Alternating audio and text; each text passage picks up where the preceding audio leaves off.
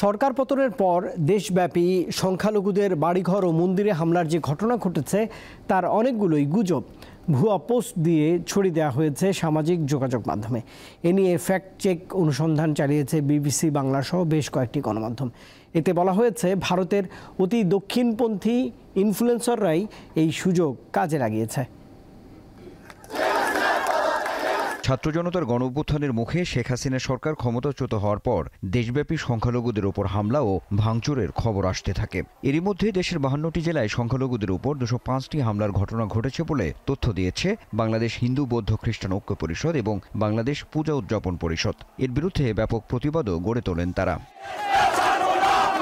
এ নিয়ে fact check অনুসন্ধান চালিয়েছে বিবিসি বাংলার তথ্য যাচাই বিভাগ বিবিসি ভেরিফাই। এতে বলা হয়, সংখ্যালঘুদের উপর হামলার ঘটনা যেমন ঘটেছে তেমনি অনেক হামলার গুজবও ছড়ানো হয়েছে।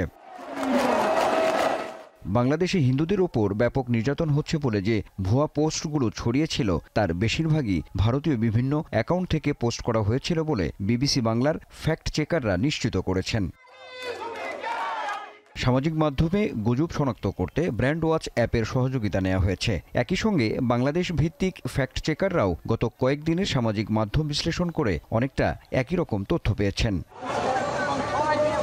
বেশ কয়েকটি পোস্ট ভাইরাল হয়েছিল, তার মধ্যে একটি হিন্দু ধর্মাবলম্বী ক্রিকেটার লিটন দাসের বাড়ি পুড়িয়ে দেওয়া হয়েছে, কিন্তু পরে জানা যায় যে বাড়িটি পুড়িয়ে দেওয়া হয়েছে তা জাতীয় দলের সাবেক অধিনায়ক মাশরাফি বিন মুর্তজার বাড়ি।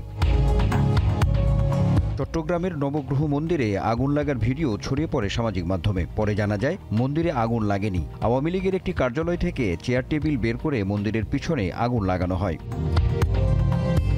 আরও একটি ভিডিও ভাইরাল হয়েছে যেখানে দাবি করা হয়েছে ইসলামী জনতা হিন্দুদের একটি গ্রাম আক্রমণ করেছে এবং একজন হিন্দু পুকুরে সাঁতার কেটে পালানোর চেষ্টা করছে। পরে জানা গেছে ওই ব্যক্তি মুসলমান। আনোয়ার হোসেন, দীপ্ত সংবাদ, ঢাকা।